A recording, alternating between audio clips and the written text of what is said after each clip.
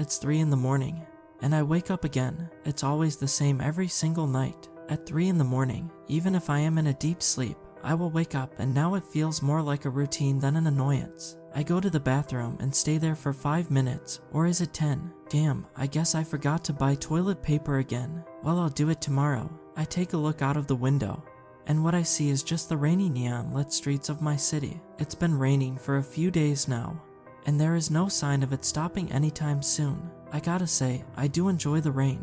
It means I am not obligated to go out to enjoy the sun, as people like to call it.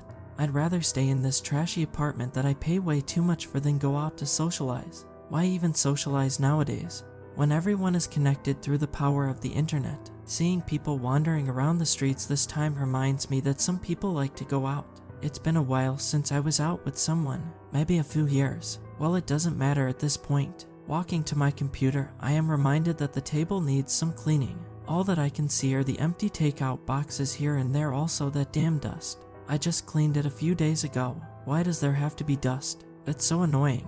Booting up the PC, the first thing I am met with is an update. Again, I just updated this machine yesterday.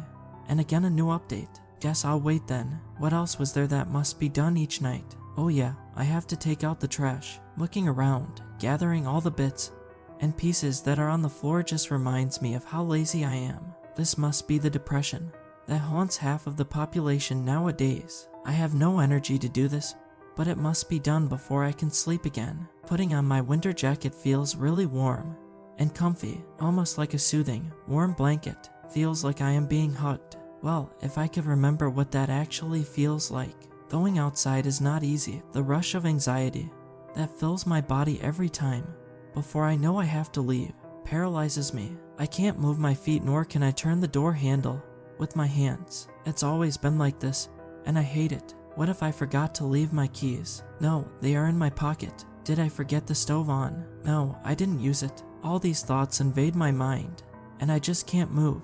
Okay, it's fine. I'll just go quickly outside and throw the trash into the bin and run back, I said to myself, trying to convince my brain that it's okay to go. With a sudden jolt that I felt in my legs, I managed to open the door and leave my apartment. Now I am in this old hallway. I have always hated this. The tapestry on the walls is peeling off. The smell of piss and trash fills the hallway so badly that it almost makes me want to throw up.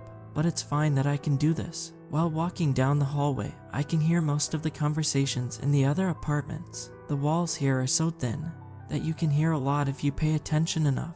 My neighbor, Jane, seems to be arguing with her boyfriend. It isn't the first time since I heard them argue. Never actually seen the guy, but since they argue about money, I guess he isn't loaded either. Next up is the lovely stalker granny, who likes to put her nose in everyone's business, Mrs. Mullins. Never called her first name, but I have had a few run-ins with her. Really don't like her. I like my privacy, and she should just mind her own business. Last one on the same floor that I have heard talking is Mr. Delgado, our lovely handyman who is wasting his life away in this place. Or at least I think so. Needed some help with a leaking pipe in my shower, and he did help, but he seems to be too kind to live here. To be honest, he must be the only person here who I like. But again, never have been one to socialize too much, but with Mr. Delgado, it's always nice to chat with.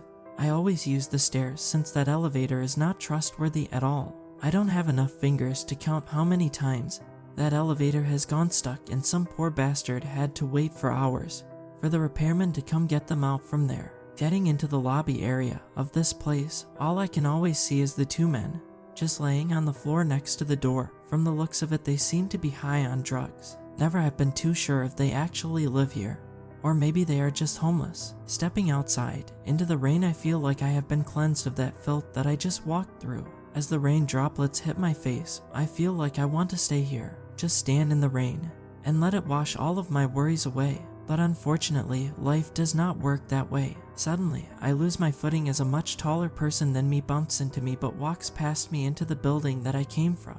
Could have at least said something, I thought to myself, feeling quite irritated. Turning to my left, I saw the trash bins in a fenced-out area. Opening the fence with my apartment keys, I went in and threw the trash into the bins and closed the fence door behind me. Looking past the fenced-out area, I saw the alleyway leading around the building. I don't know what, but that area has always given me bad feelings. It feels really irrational. But always when I look in that direction, I feel like there are a pair of eyes looking back at me. Never actually seen anyone there, but still, it feels weird. Just as I am touching the handle of my apartment door, clank. A loud noise echoes in the hallway like something had hit against something metallic.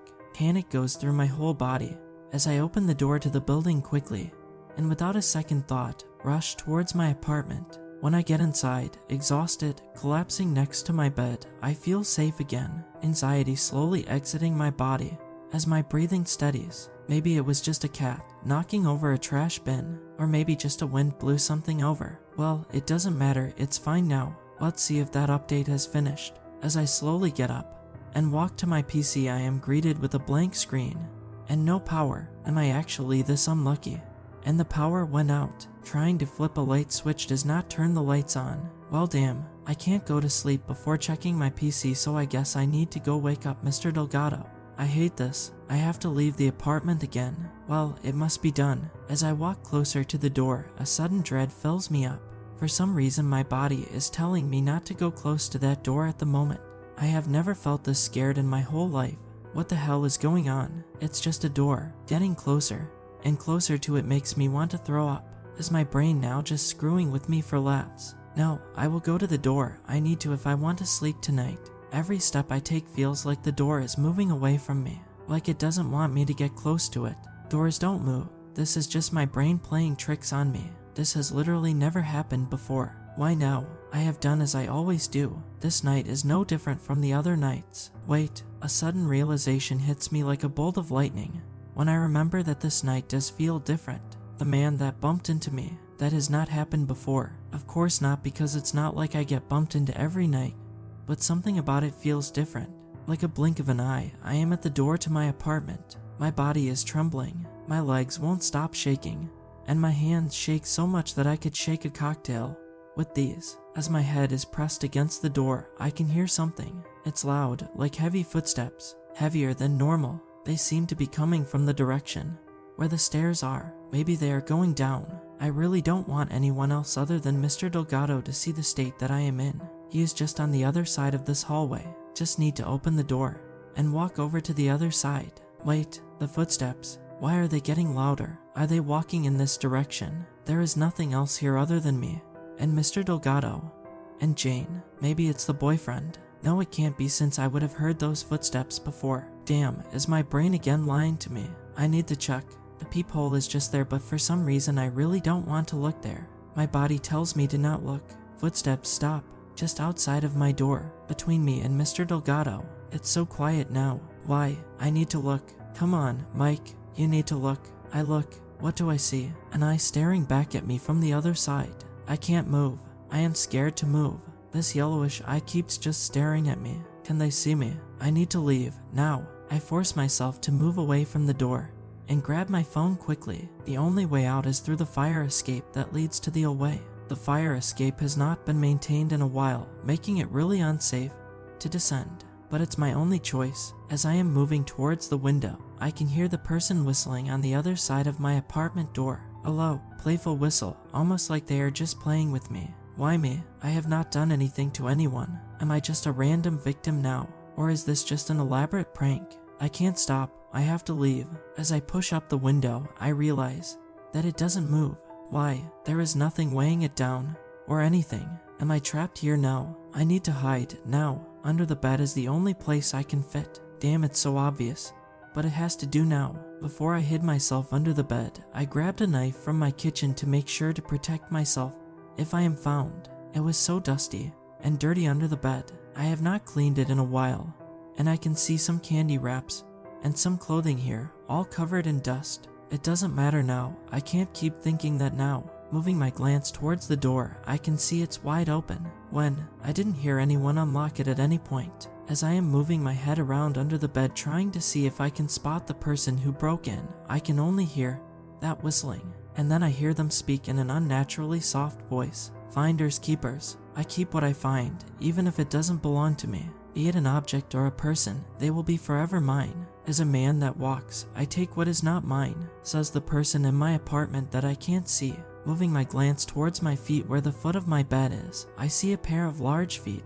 Damn it, do they know that I am here? My breathing pauses, and it feels like my heart is not beating in the moment, as the only thoughts running through my head is what this person is going to do to me. Looking back at the foot of the bed, the feet of the person are gone, and only visible things are the pair of those yellowish human eyes staring right at me. Flight or fight kicks in through my body as I quickly crawl from under the bed and bolt towards my apartment door. As I get to the hallway, I can still hear the intruder talking like they are next to me. Finders keepers, you belong to me now. Don't run and let me hug you like no one ever has before, says the soft voice in my ear as I frantically run downstairs and exit the building into the rainy night. This all feels like a fever dream. Maybe I am dreaming. No, that can't be. I would have woken up by now.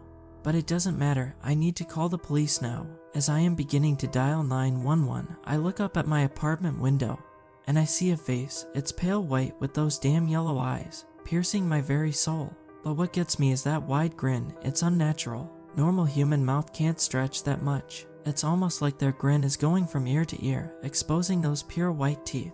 I ran away to a nearby hotel, 10 blocks away from my apartment. I am scared to call the police since I feel like they are not going to survive if they go back to my apartment. Now I am in a dark hotel room that I paid too much for. They can't possibly find me from here. I made sure that I wasn't followed. I'll think about it tomorrow, not now, as my eyes felt heavier by each second. At some point I just fell asleep due to the pure exhaustion. I slept well enough to sleep the whole day. It was 3 a.m. when I woke up again to a whistling in the hotel hallway. Finders keepers echoed in the hallway in the soft, playful tune